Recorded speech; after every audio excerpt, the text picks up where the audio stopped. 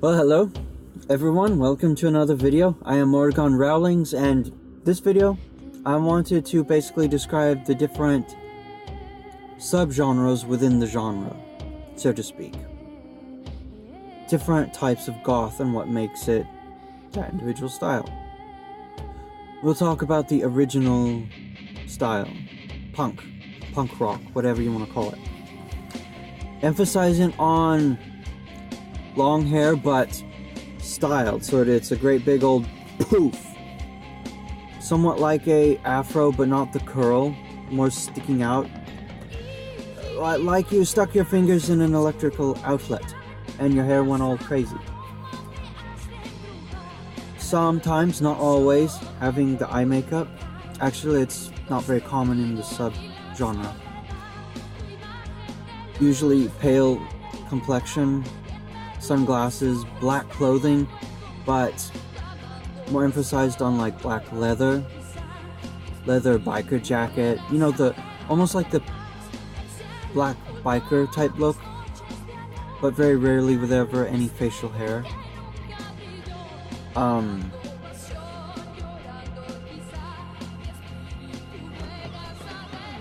Traditional goth, all black clothing, lots of silver metal, random hairstyles such as mine could go with it.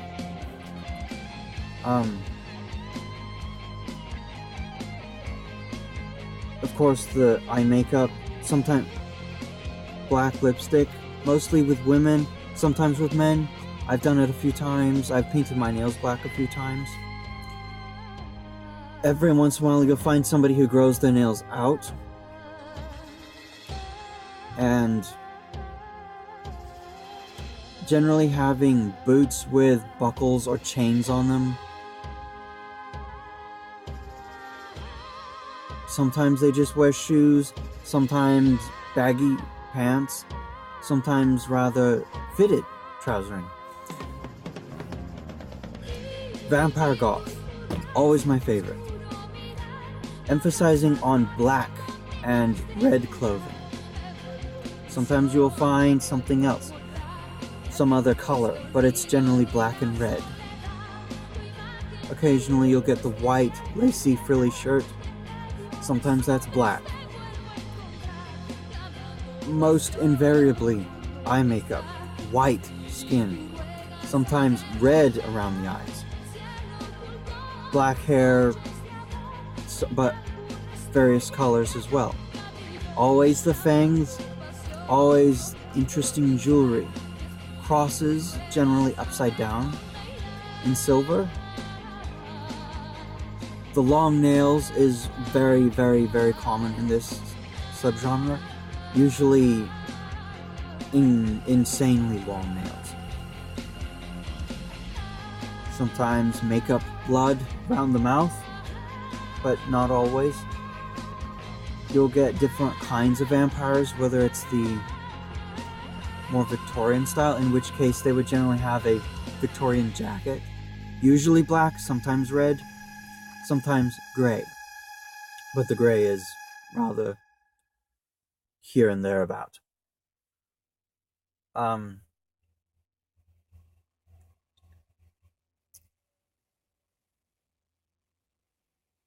Victorian goth is generally exactly what it says. It's more Victorian styles. The Victorian jackets, shoes, traditional Victorian trousering, a lacy shirt, probably with one of those lacy ties. I believe they're called jabots or jabots here in England. Intricate jewelry, like I have my wizard ring. You know, jewelry for goth is generally silver, and I'll get to steampunk later in this video. The hair can be any variety of style, because in the Victorian age, men generally had very many different hairstyles, usually long to a certain point, like mine. Every once in a while you'll find the actual long hair, but it wasn't very common. And sometimes you find actually very short hair.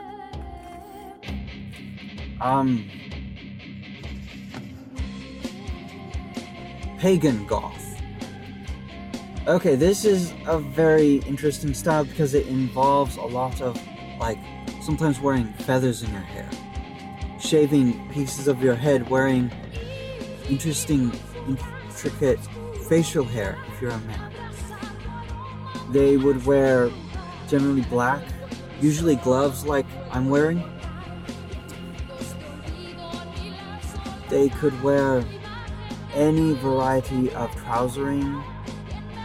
Usually they don't wear any jewelry except for a necklace that would be like a pagan symbol. Something. Thor's hammer, perhaps. They could have long hair, short hair, or even shave their head bald.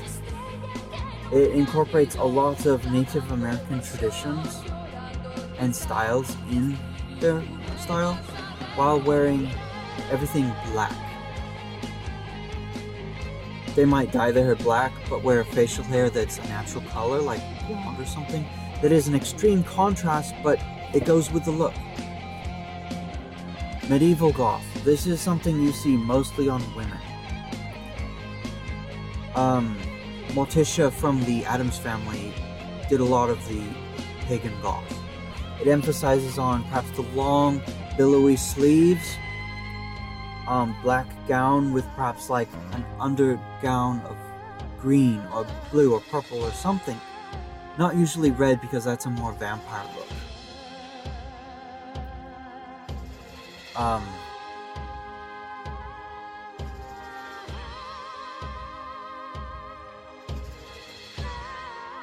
They would probably have like a pentagram. Pentacle's the upward one that I have. Pentagram is the upside down. They would have various jewelry on their fingers, perhaps, earrings. Their hair would be whatever natural color they would traditionally have. Most of the time, sometimes they do it black. I don't see a lot of eye makeup in it, but the pale skin, yes. There's emo. Emo emphasizes on crazy hair, but well-kept hair. Mostly in the face, somewhat like mine, but a little more well-kept than mine. Eye makeup, not so common. Pale complexion, yes. Facial jewelry, yes. Painted nails, yes, but generally short. They wear a lot of black, but they would wear random other colors as well. Usually clothing that emphasizes them being skinny. That's the traditional thing, I don't know why. Tennis shoes, as compared with boots with buckles or chains on them. Sometimes contacts. If you know who Jeff the Killer is, he's emo. And of course there's steampunk. Very different from goth, but still classified within the goth subculture.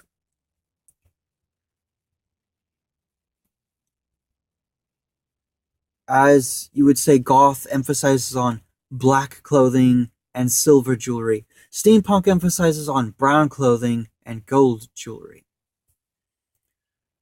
Okay, yeah, so they involve a lot of Victorian styles in the clothing, but they dress it up with a lot of gears and mechanical things.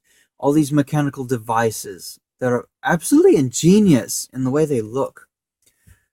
I still have the little bit of steampunk interest, but I've never really gone steampunk. A lot of goggles, a lot of apparatus. Perhaps I'll do another video on the subculture music as compared with clothing styles, but not for this video. I have very much enjoyed doing this video. I hope you enjoyed it as well. If you did, please give me that jolly good thumbs up and subscribe to my channel if you're not already a subscriber. So until next time, thank you for watching, and hail and farewell.